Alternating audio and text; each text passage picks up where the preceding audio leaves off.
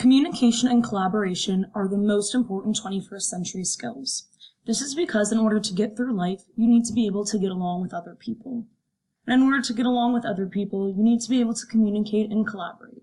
And here is Connie explaining why these skills are important.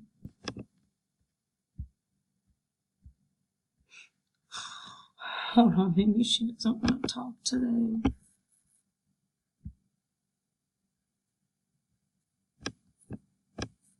Oh. Sorry, I had it. Communication and collaboration is important because it helps people, like if they need anything, you gotta be able to communicate, and if you don't communicate, anything bad is possible to happen. So communicate. These 21st century skills are imperative to have and learn during school. In school, you're always surrounded by people and different types of people, and you're basically forced to have to work with them.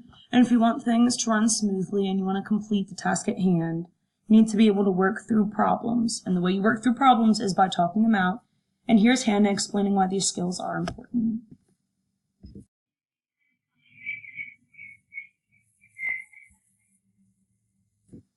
These skills are also good to have in order to help out with emotional problems. And these problems can arise in the classroom, maybe when they're on the playground, they're at lunch with their friends, because students go through a roller coaster with their emotions during the school day. And being able to talk through those situations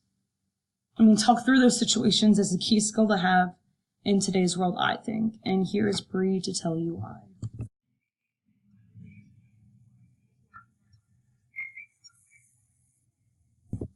The communication and collaboration that students learn in schools is then put to the test when they play, let's say, sports, for example.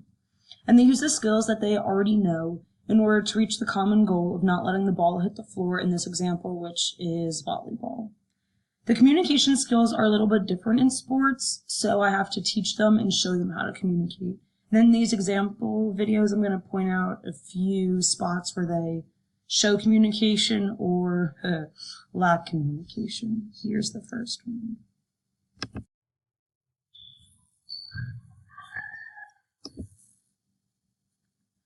So in that example, Jasa over here in the blue shirt thought the ball was out.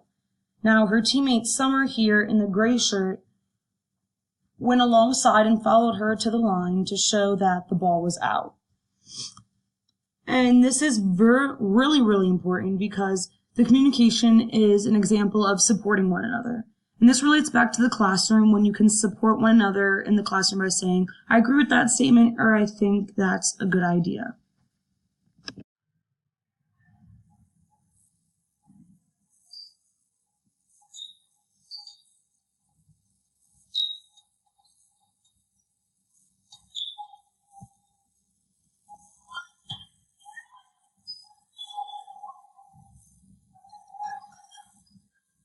Now pay attention to Sophie.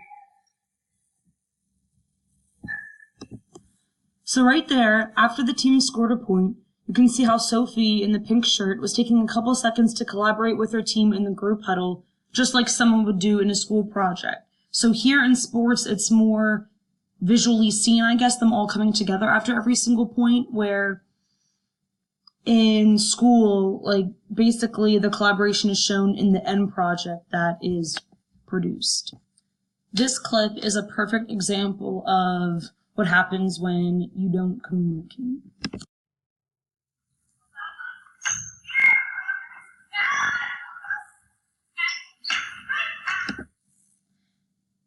As you can see, they all just stood here and no one on the team really said anything. Therefore, their lack of communication, they failed to complete the task at hand, which is to dig the ball. Just like how if you were to do a group project and you don't communicate about, let's say, number 1 on the checklist, well, then number 1's not going to get done.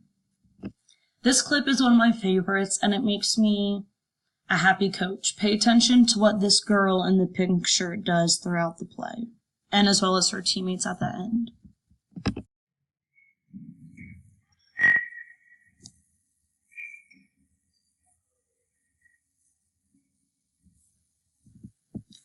So even though Shannon lacked at the task at hand, which was to block Sophie, all of her teammates still supported her, and they still came together at the end to let her know, hey, it's okay, we appreciate your effort, good try. The girl in the tie-dyed shirt, Connie, back here says, oh, good try, throughout the play.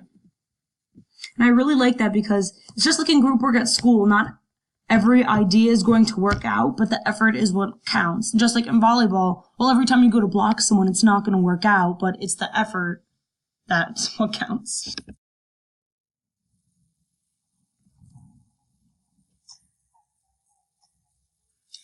There was no communication at all throughout the whole entire play and barely even at the end, which is why nothing got resolved and nothing got fixed. And since they didn't discuss anything at the end of how to fix it, well, it'll happen again in 2 seconds.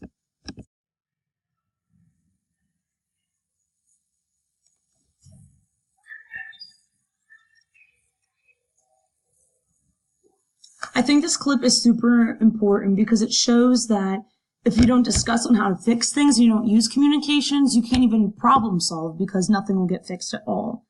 And also it's important to note that the lack of communication can also cause anger because as you see, Sophie in the pink shirt got frustrated, so then it resulted in her pushing Hannah. And I think that's something that can happen in schools. If you don't know how to communicate, you communicate in other unacceptable ways by using your body and hurting others. So you need to vocalize. And if there's no communication in your classroom or on a sport team, your school day and your practices might look something like this. Future outcomes in communication and collaboration for students to be able to voice their needs and concerns with their teacher and be able to effectively and positively work in a group setting. And future outcomes for education are administrators and teachers will be able to communicate and collaborate to enhance the quality of their school to meet student and educational needs. This statistic says 33% of employees said a lack of open and honest communication has the most negative impact on employee morale. And I think that if students and teachers are lying to each other, that this is going to happen in the classroom and you're not going to have an effective understanding of what's going on. This statistic relates to volleyball, I think. It says 37% of employees say working with a great team is their primary reason for staying. If a team isn't communicating and they're not winning and it's not working, well, they're not going to come back to that same club, like they'll go to a different club.